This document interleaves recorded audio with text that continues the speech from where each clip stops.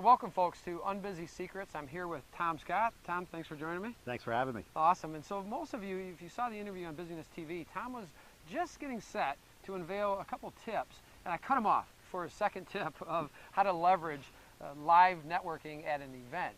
And so Thom, I want to jump right back to that before we expand and just talk about networking in general.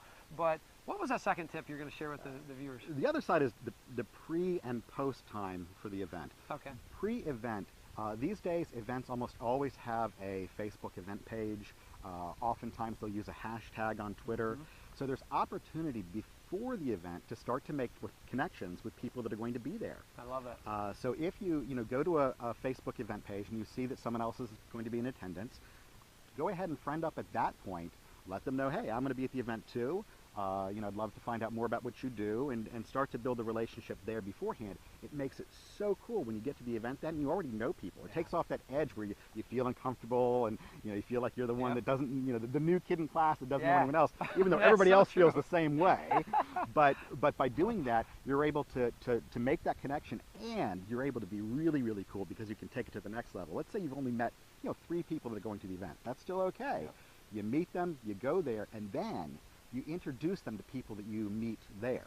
So you just meet someone new there, you go grab the person you met before online, and you make the introduction there yourself. So now you're kind of playing host at someone else's event, which is a really, really cool thing. It puts you in a good spot.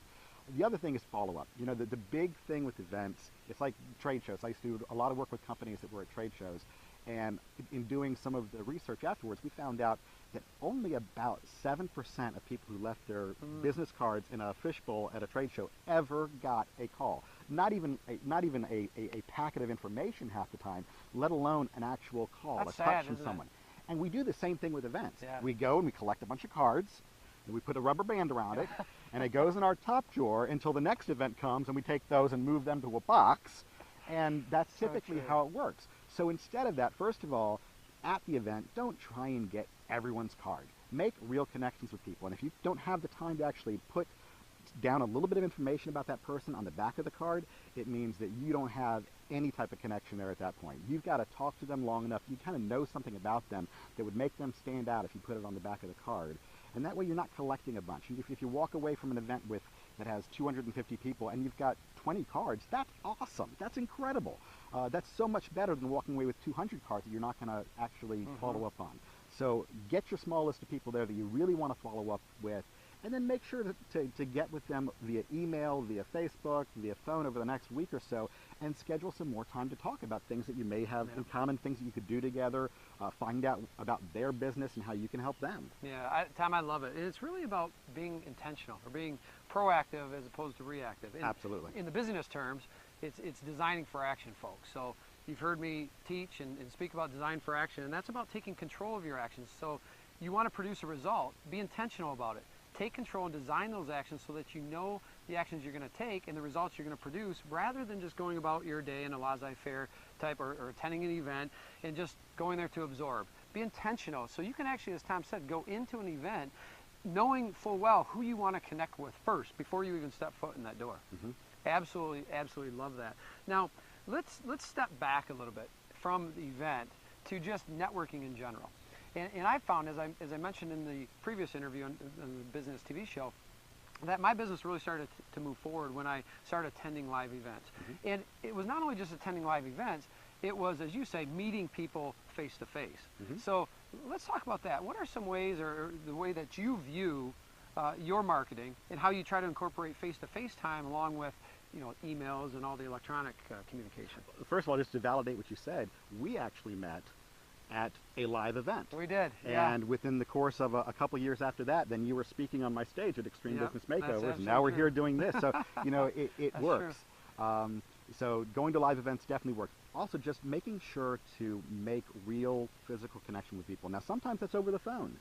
But what it's doing is it's taking it out of the electron world where you've just, met someone on Facebook or Twitter, especially Twitter. I mean, really, I've had some great conversations on Twitter, but you can only go so far with 140 character tweets. I mean, it's just, you're not going to have like these, you can sense a lot about someone just by how they do things, but it's not like you have a real time to connect and really find out, people's hot buttons, what they're really jazzed about in life, how you can help them in that way. Facebook's a little bit better because you can message back and forth, Yep. but it's still not the same because at that point, it's kind of like getting an email versus getting a handwritten card by somebody. Mhm. And when you get a handwritten card by anyone, I don't care who it is. I mean, it can be even your car salesman, and it's that time, you know, Yeah. of the decade again for you to buy a new car. It still stands out from everybody else. Yeah. Because everybody sends emails, and a lot of times emails and things like that get lost as well. So taking that time to connect with someone and to get with them either live in person or if it's a longer distance relationship on the phone sets you apart from others and it makes you memorable. There's also something emotionally that occurs when you have, you know, video absolutely increases people's emotional connection. Audio always does. So a phone call is kind of interesting. Have you ever read a book and you know you read it in a certain voice, but then you've seen the author on an interview, and it's like, oh, that's not how I pictured him at all. But what you want to do is, as quickly as possible, paint an accurate picture of who you are, right down to your voice, because then it's an amazing thing. Psychologically, then when someone's reading a tweet from you or they're reading an email that you sent them, they're hearing your voice. They get it. Yeah, they absolutely get it. So from the perspective of busyness, right? I know some viewers are probably saying, well, I barely have enough time to get emails out right now. How do you expect me to go meet with people or find time to get on the phone and that sort of thing? What do you say to that? Well, that's one of the cool things I love about you and your whole busyness program is that you're not just talking doing more things. You're talking about effectiveness. And so I'm saying that if you take the time to make sure, and it doesn't have to be a lot, even if it's just you've got a goal that every single week you have even just one person that you've connected online that you either have a call with or you meet in person for coffee. Everyone can do one. And believe me, one-to-one networking is not, or actually any networking is definitely not my cup of tea. That's not how I'm wired. I'm the type that'd rather be in the back room, just playing on my computer by myself, and send me an email. If my kids could email me, I'd be happy with that too. So it's like that's just the way I'm wired. So it's not my comfort zone, but everyone can do one. And you'll find that if you do that, that it doesn't take long before you build momentum. It's all about, to me, being a results hunter. It's like going, when you go to an event, when you're online, no matter what you're doing, you're talking about on design. And I call it, it's like you're a results hunter. You're going into every situation looking for the result you're looking for. Sometimes things wind up being a little bit different than you expected, but because you went in with the intention of getting something out of it, you are open to the opportunities that are presenting themselves instead of just letting life happen to you. Yeah, absolutely. And in Design for Action, it's about taking the right action at the right time. And that's what I love, because it's also, as you're mentioning, it's not necessarily about quantity. It's about quality. And that's where, again, if you think that you're going to connect with tens of thousands of people through email, I would rather you connect with one person via phone or in FaceTime, and then do that every day. So one action unit, again, 96 action units per day, a third of those you should be sleeping, roughly. And so now you've got 64 action units in your day that you need to do something with. You need to fill those, and you're going to pull a whole bunch of stuff out there for family time and your other intentions in your life. But from a business standpoint, one action unit per day, 15 minutes to connect with somebody, I think that's very, very doable. And as Thom stated, over time, then it adds up. So that at the end of 1 week, you've connected with 5 people, and those 5 people are going to give you much more value typically than sending an email to 10,000 people. Then, of course, is the idea of doing the networking correctly, though, because unfortunately, a lot of people when they network, and sometimes it's an honest mistake. We're all taught to network, really poorly. When we come up through the business world, we go to chamber events or things like that, and everybody's just handing out their business cards to each other. So you're like almost like headhunters collecting scalps. And the more, and that's the other thing about taking the time to actually get with someone on the phone. It's harder to have that attitude when you've got more time with them. But what you need to do is kind of put yourself on hold when you're talking to someone initially and find out about them. Ask them questions about themselves, about how they got into their line of work. You mean use both your ears? Absolutely. Yeah, absolutely. The 2 ears, 1 mouth type God design? Proportionately, absolutely. So definitely ask them about themselves, find out what makes them tick.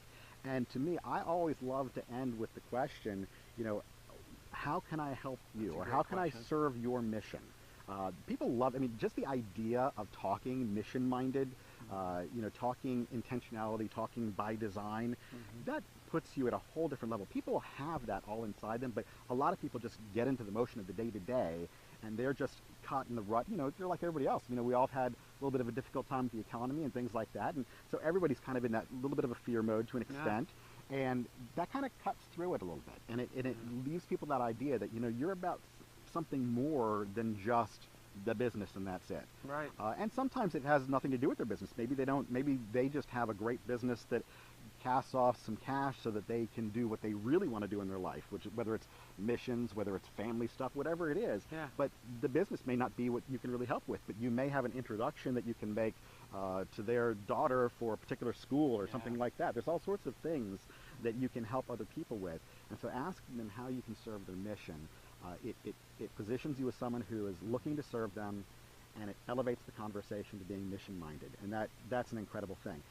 Yeah. If you take the time to do that, you will find it will be reciprocated. They will wind up finding out more about you and being interested in what you do as well.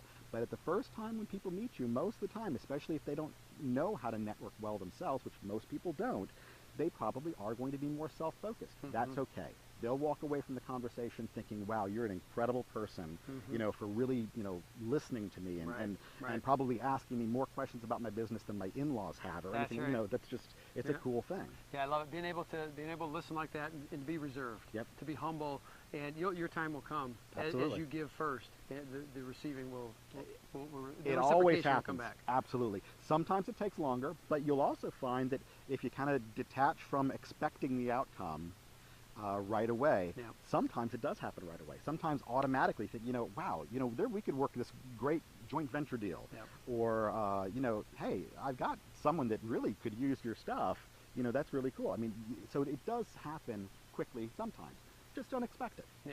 You know, Dr. Ron Capps, you know, Dr. Absolutely. Ron, so, you know, I've been working with Ron, and he really enlightened me from an online perspective recently. And he was talking about being the advocate online, right? So, and that means that you can position yourself online using social media as a trusted resource by providing information to other people, just introducing information to other folks, your contacts. And I asked him the question. I said, Dr. Ron, so if I send 10 tweets or make 10 posts on Facebook or any, you know, just 10 touches in social media, how many of those times should it be Brad mouthing off or spouting off my stuff as opposed to introducing my network to other valuable resources? And he said 1 to 2 out of the 10 should be about Brad. The 8 to 9 should be about introducing valuable content and resources to your network.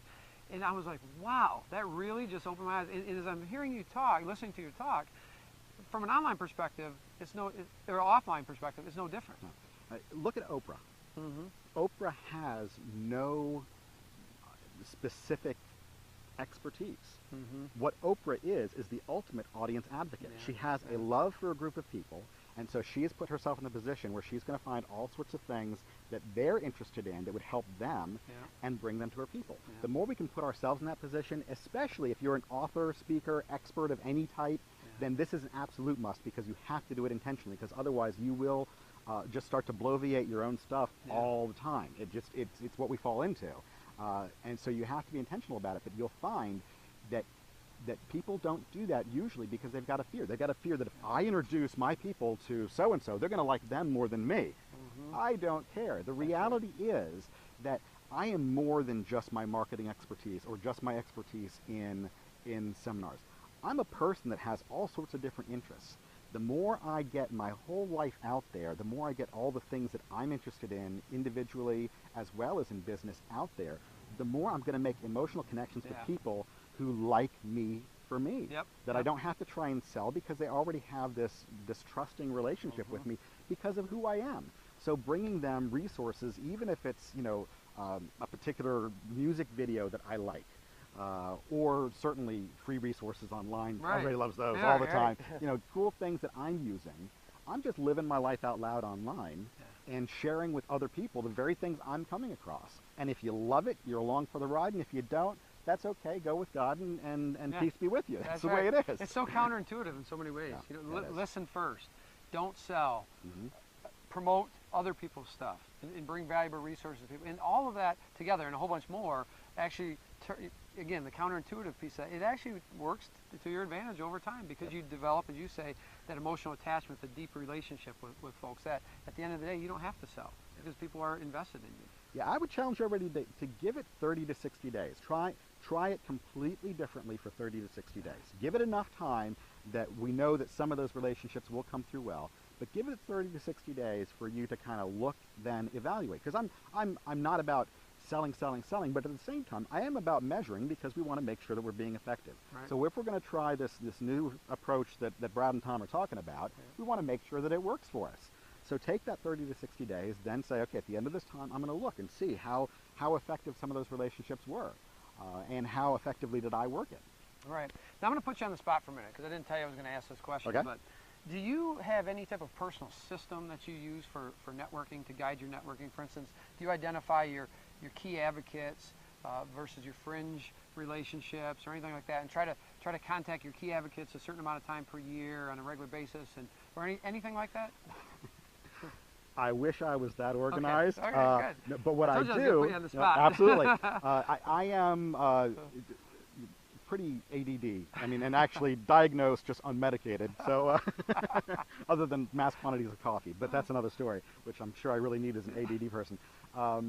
But I personally don't get to the point where I actually rank people and put how many times I should contact them. But I do keep all contacts in my calendar program. Okay.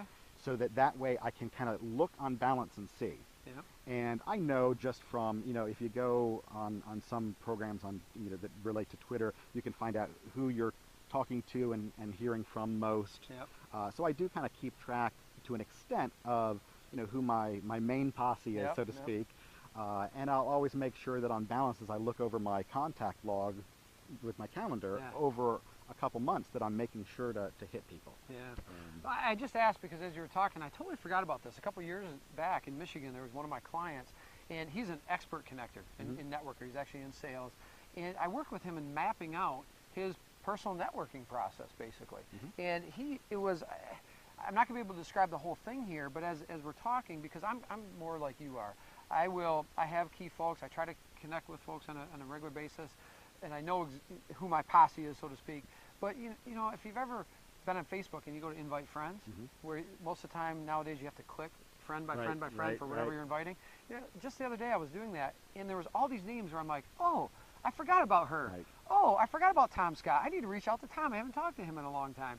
And so being more intentional and actually designing for that with a system, it's actually coming to mind right now. I'm going to talk to John about this, the networking for busy people, because can be a system to it. Absolutely. In fact, I don't know any salesperson who does this in the offline world that doesn't use a decent program like ACT or something like that in order CRM, to some sort of customer relationship management. There's no reason why you can't use CRM for your online social networking activities.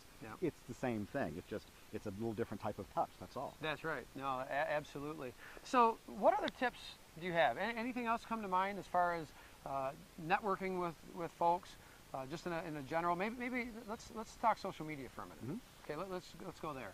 And because again, it's so important to develop those relationships that if you just get stuck in the online world, it's very difficult. So how do you make the transition from, let's say, Facebook or Twitter or LinkedIn into actually getting on the phone or saying, hey, I'm gonna call you? I mean, there's developing that level of trust in the relationship before you actually do talk via phone or in person. Well, first, if they haven't, if your first message to them wasn't, a link to something you're selling, that's the first step. If first you're talking to them, then they automatically see you as a little bit different. So then when you introduce the idea of, hey, I'd love to get you on the phone for a few minutes if you got some time later this week, and find out more about what you do and see if there's some way I can help you. Just saying that, I mean, people aren't used to people offering to help. And as long as they're not thinking that you're trying to sell them services, I always make sure they know, see if there's some way I can connect you with someone or some way I can help advance. That's why I love the statement, advance your mission, or serve your mission, because that really does it. It totally disarms them. So definitely that's the first step, is just making the connection like that. Then the other side, just in general online, is just always be asking yourself, how can I add value to those around me that are in my network, the people that I am connecting with? How can I somehow, I call it leaving a wake of improvement wherever I go today online? How can I do that? How can I help everyone I meet in some way, shape, or form? It's going to be different for all sorts of people. Sometimes it's an encouraging word. Sometimes it's retweeting what they said because it was a really cool statement and you want to share it with people. Sometimes it's making a connection. That's a really, really valuable one. If you get someone that you've already talked to on the phone that you kind of have a really cool sense about them, that these are, you know, quality people, connecting them with other people, that's gold, because that, you know, that's something that they just don't get, and you're helping to expand their network in a targeted fashion, not just the general. I mean, they'd have to go through probably 200 contacts that really they have no real, you know, business with to find that person that they really do. So if you've got someone in your network already that you know that they could help each other, that's beautiful. Yeah, and I always like to say add value, right? Yep. Insert yourself into a conversation, but by doing so, by adding value to the conversation, whether it is all the things that Thom pointed out. And imagine that, connecting people on social media is as valuable as connecting people offline. Yep. You know, there's really no difference here. There's really no difference here in networking. Let's step outside of social media for a minute now. So what ideas or tips do you have for our viewers for finding areas to network with folks outside of social media, in the offline space, whether it's Chamber of Commerce meetings or, you know, networking events, offline events like Extreme Business Makeovers? Anything else comes to mind?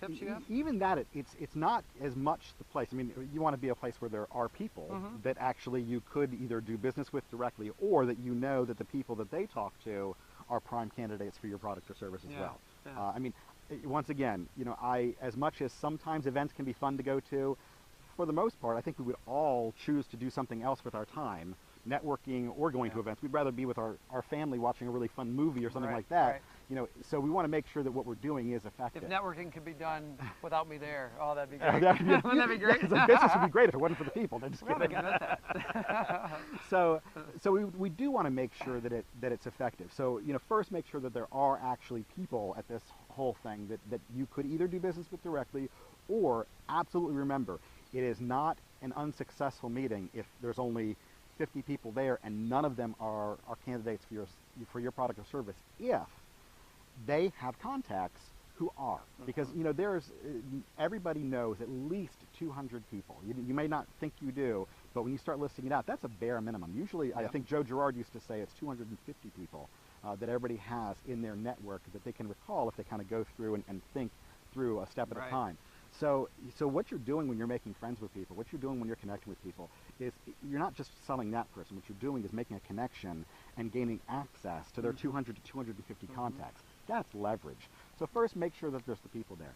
But beyond that, to me, it's a matter of making sure that you're connecting in the right way. So there's the way that we were talking about earlier about asking you things. I find service to be one of the best things. If you're involved in a chamber, get involved in the chamber. To me, it's better to not be in the chamber, a BNI, this, and have all these different groups. Narrow it to the groups that you can have a deep effect on. So if you get into the chamber, get on a committee. I love to get on like committees organizing for events, because that's where you get the contact with the most members in doing that. So definitely, if you're going to be involved in a chamber, get on a committee, do something. If whatever you're doing, be a leader within that. Be one of the ringleaders. I love Rotary and other groups like that because they're service oriented. Women too, but especially guys, bond really, really well over serving next to one another. And when you serve with someone, you gain trust like that. And when people see you serving, they automatically have a higher trust level towards you, because they're seeing that you're not a self-serving individual. So whatever you do, make sure, once again, it's counterintuitive. We all want to spread our seed like far and wide, and whether it's online in the numbers of followers you get, whether it's going to an event and collecting a lot of cards versus the little card, whether it's going to lots of events and lots of things locally versus narrowing on a few, focusing and picking and choosing and being a results hunter in those situations is far more effective than getting a bunch of cards, than having a huge follower list that you don't have any way of connecting with, than going to all these different events so you don't really get super known in any of those groups. I mean, you want to be like Norm and Cheers, you know. Yeah, You walk in and, hey, Norm, Yeah. you know, that's the way you want to be. And you can only do that if you're getting involved and getting connected. Yeah, and that means you have to be real selective. Yep. You have to identify and prioritize and select the ones that are really going to give you the biggest return on your action, essentially. And say no to the rest, right? Absolutely. Very important lesson there for all of us, is being able to say no. And sometimes it's difficult to do that. But It's fear. We sometimes, it's kind of like, I used to run a sales division for a company. We had over 1,500 salespeople through the U.S. and Canada, and you know, one of the things I found is that they'd had the typical sales meeting every Monday, where everybody would bring out their list of their, you know, the pipeline, the prospects, and it was an exercise in self-delusion. I have $7 million in my pipeline. There you go. There you go. And that's what we do by collecting a bunch of cards, by collecting a bunch of names of followers online, by going to all these different events and making ourselves super, super busy. What we're doing is kind of giving ourselves a little comfort, feeling like it's going to happen because there's so much here. Yeah. So we're fooling ourselves that it's okay, we've got a lot of people. Instead of focusing and choosing and making a real difference and having a real effect versus fooling ourselves because we've got a lot of activity. And that's the difference between busyness Yep. and being part of the unbusy. It Absolutely. really is, because busyness is all about numbers. It's all about fitting as much as you can in the time that God provides to us here. Being unbusy is turning that upside down. Being very selective, very focused, but being very intentional and very results oriented, so that in the action that you are taking, you're producing maximum return. So that's awesome. Hey, a quick question on business cards. So you get people that, I've seen both sides of the spectrum with all of today's technology and such. People will say, you're antiquated. Don't carry a business card anymore. Now, I've got my own opinion, but what's yours on a business card? Okay, I don't carry a business card, but it's for an entirely different reason than a lot of people that you're talking to don't. You know, a lot of people now they want to bump their iPhones and you know things like that in order to, you know, I've got an iCard. You know, that's not the point, because actually to me I'm almost anti that, because you talk about, I mean, if it's easy, it's kind of like barrier to entry. Whenever you start a business, you always have to look at how easy is it for someone else to get in this business and do the same thing. Barrier to entry is important. Well, it's the same thing when you want to make a unique, when you want to show yourself as a unique person to everybody else. It's the same exact thing, in that if it's easy to do, like an electronic card, then everybody's going to be doing it. It's kind of like sending an email and follow-up. You know, everybody's going to do that. So why do that? Because you're just going to blend in with all the others. So if you're just one of the electronic cards, talk about, I mean, if I can get, you know, if I can take my actual physical cards and wrap them in a rubber band and stick them in a drawer, what do you think I'm going to do with an electronic card? I mean, I can't find half the files on my own computer to start with. So there's no way that's going to happen. At the same time, I don't personally carry a business card because I like to actually write my information out for people. Now, I've got a couple that I always have ahead of time that I've written out, but I like to physically write it out. First of all, it does a couple things for me. It makes sure that I'm not just going to everybody. So it's putting that, being selective again. It's forcing me to be selective, because I can't get into that mode of I'm just going to hand my card out to everybody. And so it forces me to think. So it helps me position and make sure that I'm got my head on straight and looking at this the right way. But second, it's one of those things that if you get a whole handwritten something from someone, it's different. You know, and it's even a little different size. It's a little you know, square card. So it's something that stands out from all the other cards. It's a little taller than the others, and it gets stuck on someone's desk or put into their contact manager usually right away. Because it's different. It's not buried in the middle of that stack of standard business cards. And like I said, when I get someone else's card, which I absolutely prefer to get rather than an electronic card, I will take that card and I write something about that person, whether it's, you know, their wife's name, something interesting about you, something that is interesting or unique about them, something I learned in my conversation. If I can't write something like that, that means I didn't talk to them long enough. That means I didn't ask them the right questions, because they didn't reveal any of them actual selves to me, other than they sell such and such widget. I love it. I love that tip. So let's shift gears as we're wrapping up here and talk about, let's go all the way back to events again. So, you know, like people buy many products or many training courses, some people attend many events. And many times folks are just chasing, you know, what many of us would call the shiny red ball, from one event to the next, because that next event's going to solve all their problems, whether it be financial or time management or marital problems, whatever it is. how does somebody be selective and identify in the midst of all these opportunities what events to attend? That's a really, really tough one. Yeah. Because there's lots of great marketing out there. I mean, Right. I've seen some sales letters for events that is just like, oh wow, that looks really cool. Mm-hmm. But first and foremost, going back to our, what we talked about earlier in focusing, you want to make sure that you're not going to everything. Yep. You select your events. You don't need to do a bunch of them. You just need to do a few and do it well. Yep. So definitely be selective. Second, know how you're wired. We're all kind of wired to go after the information that we already pretty much know. Yes. Yes.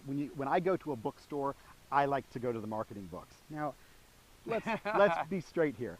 I'm a 24-year veteran of marketing now, so I don't really honestly believe that there's something that I don't know about marketing that's holding me back. Something new just released. I'm not saying that I can't learn new things. I learn new things about marketing every single day. But what I am saying is, if I'm hitting a glass ceiling and I'm not getting quite as far as I need to go, it's not that I don't know more marketing stuff. Mm-hmm. It's that other areas of my life that I'm not concentrating on aren't getting taken care of. Yeah. So I would caution you and get you to step out of your comfort zone and look at your life and do it by design. Look at your life and business and think, okay, what do I really need in order to move me further? It's not usually the marketing and sales stuff in a lot of situations, because we're all pretty well versed in that, Yeah. and there's a lot of cool tools online to be able to do that. To me, at least, for myself, it's the networking, it's the leadership, it's the time management and Right. being intentional about how we design our day. Yep. Those types of things are the things that I need to learn. It's like, Tom, you have 6 children, right? Yep. And so I have 5, so we have 11 kids between us here. And, it's like when your son or daughter comes home with a report card, and the report card maybe let's say it has all A's and 1 C. So what happens is we end up focusing on the C, as opposed to focusing on the good things. But I actually, so that's one way from Mm-hmm. you want to focus on the positive. But when you're looking for self-help or going for networking events, then that's where, as Tom was saying, for me, I actually want to look at the things that I want to improve. So I want to stay away, make a conscious decision to stay away from systems. Mm-hmm. For me, I don't need to go to an event that's going to talk about building my business systems. Right. But whatever the areas, and being open and honest with myself, the areas that I need improvement, those are the ones that I want to go to. And for me, the second key, now I want to throw this tip in there, is trying to find past attendees of the events. So with Mm-hmm. Extreme Business Makeovers, right, talking with folks that attend that event, you'll be hard pressed to find somebody who will say anything negative about the event, because it is so value laden and information packed. And so that's another one for me. It's trying to find testimonials almost. And going back to the point you were making earlier, absolutely, you want to focus on your strength. I completely agree with that concept. You don't focus on the C, you focus on the A. However, when we're talking skill development, That's right. I'm talking specifically about that, and I'm not talking about making yourself what you're not. Like, for instance, for me, yes, I don't know about programming on the web.